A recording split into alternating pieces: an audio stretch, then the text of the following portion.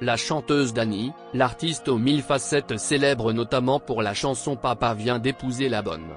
Avec son ami de toujours Étienne Dao nous a quittés à 77 ans des suites d'un malaise.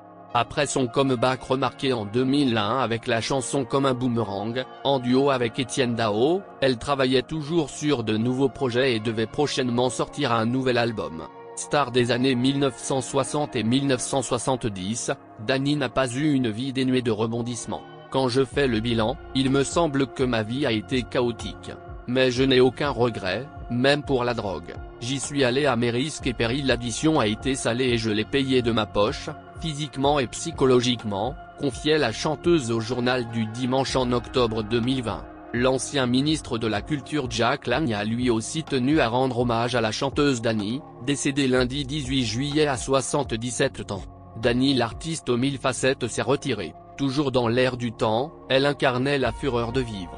Tombée 100 fois, tel le téméraire phénix, toujours elle se relevait. Elle avait en elle un vagabondage céleste qui lui assurait la force de se réinventer, écrit le créateur de la fête de la musique sur Twitter. Dans le communiqué de presse du manager de Dany, les circonstances précises de son décès ne sont pas officialisées, simple mention et faire d'un malaise. Durant sa vie, la chanteuse n'avait pas de maladie connue, mais elle s'était souvent confiée sur ses addictions dans les médias.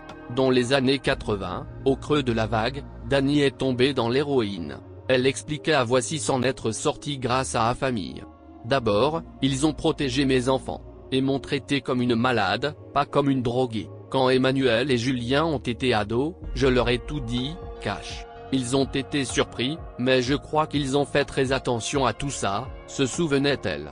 Depuis le premier confinement de 2020, la chanteuse Dany avait élu domicile à Tours.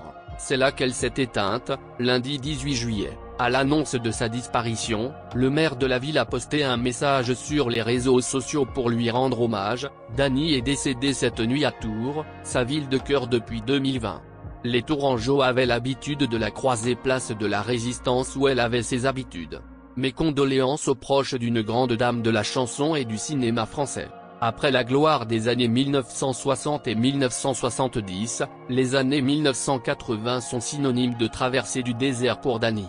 J'ai goûté à l'héroïne par curiosité et, comme je suis excessive en tout, je suis tombé dedans jusqu'au cou. Si j'avais partagé la vie d'un surfeur, j'aurais fait du surf. J'ai vécu des très hauts et des très bas. Je suis une miraculée, qui fait du rap depuis longtemps. Mais même les rencontres douloureuses m'ont fait avancer, confiait-elle dans son autobiographie en 2016. En 1964, la chanteuse Dany rencontre le photographe Benjamin Auger, mort en 2002. De leur union naîtra un fils, Julien, en 1969. L'artiste a également adopté et élevé Emmanuel, né en 1964, premier fils de son conjoint. Le couple s'est séparé au milieu des années 1980, après 20 ans de vie commune.